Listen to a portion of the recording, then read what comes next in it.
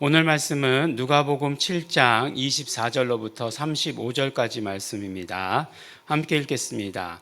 한 바리새인이 예수께 자기와 함께 잡수시기를 청하니 이에 바리새인의 집에 들어가 앉으셨을 때에 그 동네에 죄를 지은 한 여자가 있어 예수께서 바리새인의 집에 앉아 계심을 알고 향유 담은 옥합을 가지고 와서 예수의 뒤로 그 발 곁에 서서 울며 눈물로 그 발을 적시고 자기 머리털로 닦고 그 발에 입 맞추고 향유를 부으니 예수를 청한 바리새인이 그것을 보고 마음에 이르러 이 사람이 만일 선지자라면 자기를 만지는 이 여자가 누구며 어떠한 자 곧 죄인인 줄을 알았으리라 하거늘 예수께서 대답하여 이르시되 시몬아 내가 내게 이를 말이 있다 하시니 그가 이르되 선생님 말씀하소서. 이르시되 빚 주는 사람에게 빚진 자가 둘이 있어 하나는 500데나리온을 졌고 하나는 50데나리온을 졌는데 갚을 것이 없으므로 둘 다 탕감하여 주었더니 둘 중에 누가 그를 더 사랑하겠느냐. 시몬이 대답하여 이르되 내 생각에는 많이 탕감함을 받은 자이니이다. 이르시되 내 판단이 옳다 하시고 그 여자를 돌아보시며 시몬에게 이르시되 그 여자를 보느냐. 내가 내 집에 들어올 때에 너는 내게 발 씻을 물도 주지 아니하였고 이 여자는 눈물로 내 발을 적시고 그 머리털로 닦았으며 너는 내게 입 맞추지 아니하였을 때 그는 내가 들어올 때부터 내 발에 입 맞추기를 그치지 아니하였으며 너는 내 머리에 감람유도 붓지 아니하였을 때 그는 향유를 내 발에 부었느니라. 이러므로 내가 네게 말하노니 그의 많은 죄가 사하여 졌도다. 이는 그의 사랑함이 많음이라. 사함을 받는 일이 적은 자는 적게 사랑하느니라. 이에 여자에게 이르시되 내 죄 사함을 받았느니라 하시니 함께 앉아 있는 자들이 속으로 말하되 이가 누구이기에 죄도 속하는가 하더라. 예수께서 여자에게 이르시되 내 믿음이 너를 구원하였으니 평안히 가라 하시니라. 아멘. 네, 누가복음에 나와 있는 아주 특별한 그런 기록들, 이를테면 우리가 탕자의 비유라고 하는 이야기들, 그런 거 누가복음에만 기록되어 있죠. 또 우리가 보게 되는 오늘 말씀도 사실은 보면 누가복음에만 기록되어 있다라고 이렇게 이야기해도 과언이 아닙니다. 그러면 목사님 성경을 요새 좀 등한시하시는 것 같아요 라고 이렇게 생각하실 수도 있을 것 같아요. 왜냐하면 향유 옥합을 부은 이 사건은 마태복음에도 있고 마가복음에도 있고 요한복음에도 나옵니다. 이렇게 말씀하실 것 같아요. 근데 이 사건이 두 사건이 같은 사건이냐라고 하는 것은 약간의 어떤 그런 견해가 있어요. 여러 가지 의견이 있습니다. 왜 그런가 하면 사실 마태복음, 마가복음, 요한복음에 나오는 향유 옥합을 부은 사건은 거의 예수님 마지막 사역의 마지막 때에, 그러니까 그 의미도 뭐라고 얘기하죠? 이 여인이 하는 일이 어떤 의미냐? 내 장사를 예비하였다라고 이렇게 얘기하잖아요. 근데 지금은 우리가 보는 대로 누가복음 7장이죠. 7장이니까 약간은 조금 사역의 초기란 말이에요. 초기이기 때문에 그 사건과 이 사건이 동일한 사건이냐라고 이렇게 이야기할 때 조금 다른 의견을 낼 수 있어요. 그러니까 다른 사건이다라고 말할 수 있는 거죠. 그리고 또 시기만 다를 뿐만 아니라 또 메시지 자체도 달라요. 그러니까 장사를 예비하였다. 그 여인의 이런 모든 일들이. 그런데 이제 이 여인의 이야기는 보면은 나중에 가면 무슨 이야기가 되죠? 내 믿음이 너를 구원하였다라고 하는 그 믿음의 이야기가 되잖아요. 그래서 메시지가 다르기 때문에 다른 사건일 것이다라고 이렇게 보는 게 맞죠. 근데 이제 이런 그 대혼란이 온 곳은 이제 그 교황이란 사람이 6세기경인가 7세기경인가 교황이 이 말씀을 가지고 이제 완전히 하나로 짬뽕해서 이야기했기 때문에 그렇습니다. 그러니까 우리가 듣는 이야기도 사실은 그거예요. 우리가 알고 있는 이야기가 그거예요. 찬송가에 보면 값비싼 향유를 주께 부은 막달라 마리아 본받아서 이렇게 되어 있어요. 그러니까 향유를 부은 여인이 막달라 마리아라는 거죠. 그리고 또 요한복음에 보면 그 향유를 부은 여인이 이름이 마침 마리아예요. 예. 그러니까 이 7장에 나오는 오늘 이 사람 여기 나오는 마리아, 여기에 나오는 사람이 마리아다. 이 마리아라는 이름이 없잖아요. 한 여자라고 나와 있는데 그 여인이 마리아다.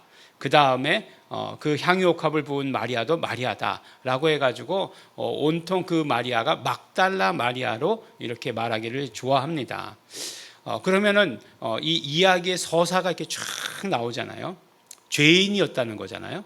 근데 죄인이었는데 이제 이 막달라 마리아가 언제 등장하냐면 오늘 말씀 다음에 8장에 등장하거든요. 7 귀신 들렸던 여자예요. 막달라 마리아는 죄인이고 7 귀신 들렸었고, 그러니까 7 귀신 들렸었던 것이 죄인이다라고 이렇게 얘기하는 거죠. 그 마리아가 이제 예수님께로부터 고침을 받고 어떤 그 모든 일생을 예수님께 의탁하게 되는 그런 그 요한복음에 가서까지. 그러니까 이게 얘기가 이렇게 쫙 이어지니까 너무너무 좋죠. 그렇게 설교를 했다는 거예요. 근데 지금의 이제 많은 신학자들이 이제 이야기하기로는 이 마리아가 아니다라는 거죠. 여기 한 여자, 죄를 지은 죄인인 한 여자라고만 나오지 막달라 마리아라고 나오진 않는다는 거예요. 그 다음 장에 나오는 막달라 마리아의 이야기가 있는데 그것과 이것을 연결시키는 개연성은 부족하다라고 이렇게 얘기하는 거죠. 그 다음에 이제 요한복음에 나오는 요한복음의 향유옥합을 부은 마리아는 그렇죠. 베다니의 마리아죠. 베다니, 예루살렘 옆에 동네 그 베다니, 그 나사로와 그 다음에 마르다, 언니가 제일 큰 언니가 마르다, 그 형제인 마리아, 베다니 마리아가 되는 거죠. 그 마리아가 향유옥합을 부었다라고 이렇게 이야기하는 거죠. 각각 이렇게 이야기했을 때 장단점이 있을 것 같아요. 하나로 이렇게 몰았을 때는 그 막달라 마리아의 그런 어떤 서사를 가지고 우리에게 이게 설교하기가 참 좋을 것 같아요. 막 그냥 어떤 심금을 감정적으로 이렇게 뭔가 이렇게 끌어가고 하는 데 있어서 굉장히 유익할 것 같아요. 그런데 이제 세 여인이 다 다르다라고 하는 거죠. 그러니까 여기서 옥합을 깨트려 누가복음에서 이 죄인이라고 하는 이 여인이 다르고 막달라 마리아 다르고, 그러니까 막달라 마리아는 결국에는 옥합을 깬 것과는 관계가 없는 여인이죠. 그 다음에 이제 그 베다니의 마리아가 다르다, 세 여인이 다 다르다라고 하는 것이 최근에 이제 그 학자들의 이제 견해입니다. 근데 찬송가는 안 고쳐지고 있죠. 찬송가 가사는 안 고쳐지고 있어요. 왜 그런가? 그 이유가 이제 찬송가 가사는 원작자가 있으니까, 처음에 원작자가 그 당시에 그렇게 알고 그렇게 지었으니까 라고 하는 거고, 또 이 어떤 이 찬양의 가사를 바꾸는 것 자체가 우리 공동체는 굉장히 찬송가 가사 잘 바꾸잖아요. 그런데 그렇게 바꾸기가 쉽지 않다. 대중적으로는 그런 의미가 있다고 해요. 중요한 건 뭐냐면 이제 오늘의 말씀을 가지고 이제 예수님께서 우리에게 들려주시는 메시지가 무엇인지를 듣는 게 더 중요하죠. 그렇죠? 뭐 그 여자가 그 여자냐, 그 여자가 그 여자냐 하는 것보다 더 중요한 것은 이제 오늘 이 향유옥합을 부은 것을 가지고 예수님께서 우리에게 들려주시는 메시지가 무엇인가 하는 것이에요. 그래서 다시 한번 보면 이제 바리새인의 집에 들어가 있을 때죠. 그런데 예수님께서 바리새인의 집에 들어가셨는데 한 여인이, 그런데 이제 그 여인이 그 동네 사람들은 다 아는 거예요. 죄가 많다라고, 죄를 지은 한 여인이다라고 얘기하고 있는데 이 죄가 어떤 죄인지는 잘 모르죠. 근데 이제 뭐 대부분 이제 뭐 도덕적으로 음란한 뭐 이런 것들을 이제 갖다 맞추긴 하는데 뭐 어떤 죄인지는 잘 모르는 거죠. 근데 이제 죄인이었다고 얘기하고 있어요.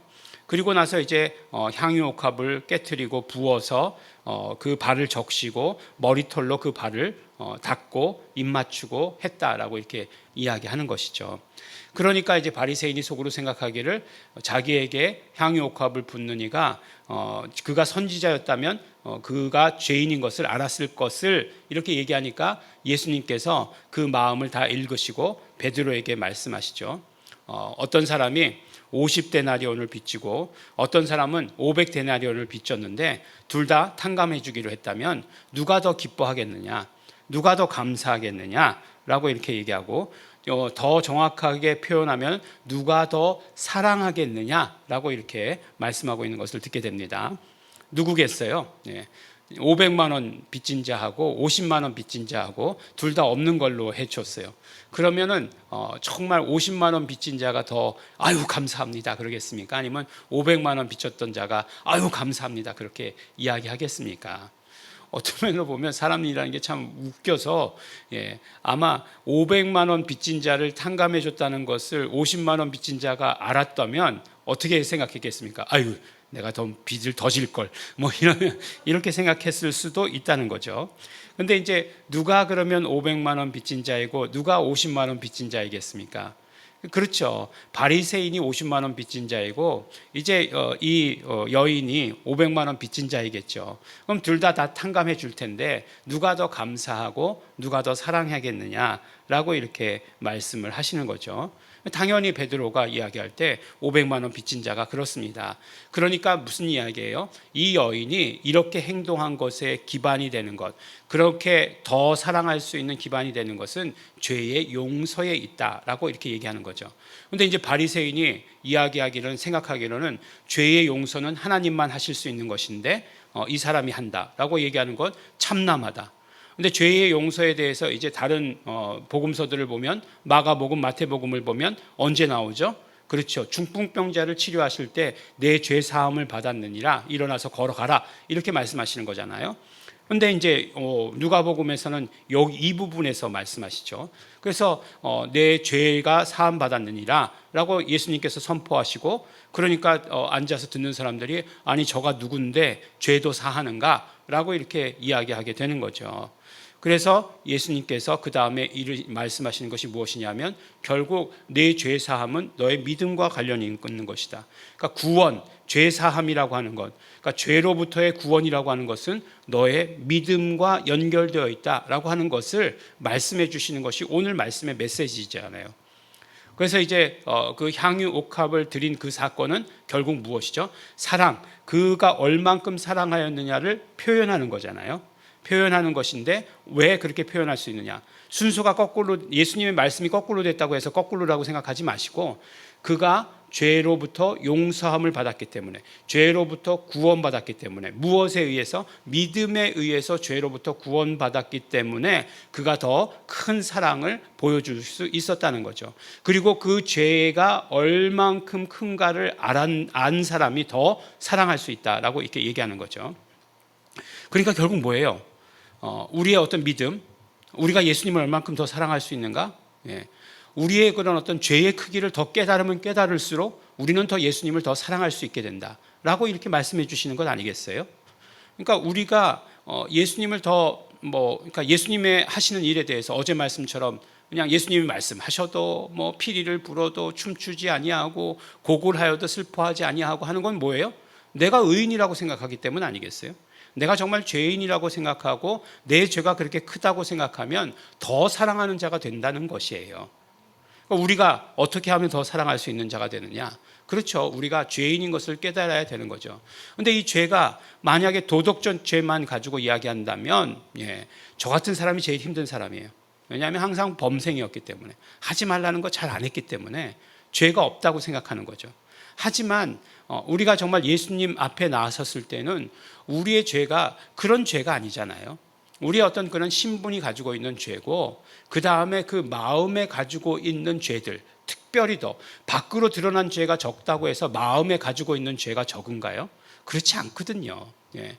뭐 요새 그런 말들 참 많이 듣죠. 우월 의식 같은 것, 뭐 그런 말들 많이 듣잖아요. 그런 것들이 속으로 있는 것들은 뭐 알 수 없는 것 아니겠어요? 근데 그런 것들이 있다는 거죠. 그거보다 더 근본적으로 영적인 죄가 얼마나 큰 것, 우리가 죽을 수도 있었던 그 죄에 대한 용서를 깨닫는 자만이 예수님을 더 사랑할 수 있다, 이렇게 말씀하시는 것입니다. 그러므로 오늘 우리에게 주시는 말씀, 믿음으로 말미암아 우리가 구원을 얻는다는 거죠. 이건 가장 기본적인 것이고, 그 다음에 우리의 죄의 크기가 얼만큼인지를 아는 사람이 예수님을 더 사랑하게 된다. 향유옥합을 갖다 붓게 된다라고 이렇게 말씀해 주시는 거죠. 바리새인들, 죄가 없다고 의롭다고 생각하는 사람들, 전혀 감사함을 못 느끼고 전혀 사랑하지 않는 거죠. 어떤 사람이 될 것인가? 우리의 선택이죠. 우리의 선택입니다. 그리고 정말로 매일매일의 삶 가운데서 우리의 죄의 크기가 얼만큼인지 아는 사람들, 예수님을 더 사랑하는 사람 된다라고 말씀해 주십니다. 예수님을 더욱더 사랑하시는 자 되시는 매일매일 향유옥합을 부은 사건이 한 번이면 어떻고, 두 번이면 어떻고, 네 번이면 어떻고, 10번이면 어떻습니까? 더 많았다고 얘기하면 더 좋은 것 아니겠습니까? 사실은 그런 일이 우리 삶 가운데서, 우리 모든 성도 여러분들 가운데서 향유옥합의 사건이 일어나시는 그런 성도 여러분 되시기를 예수 이름으로 축원합니다. 기도하겠습니다. 하나님 아버지 감사합니다. 오늘 향유옥합을 부은 여인을 향해서 예수님 용서하시고 믿음에 대해서 말씀하신 것 우리가 들었습니다. 용서받은 자가 자기의 죄의 크기가 크면 클수록 더 예수님을 사랑하게 되는 것을 우리 말씀을 통해 깨닫게 되었습니다. 우리 예수님을 진정으로 사랑하는 자 될 수 있도록 축복하여 주시옵소서. 감사드립니다. 예수님의 이름으로 기도드렸습니다. 아멘. 그러므로 우리 이 시간에 기도하실 때 우리 성령님께 민감하기를 원하고 우리 죄를 보는 자 될 수 있도록 되기를 원합니다.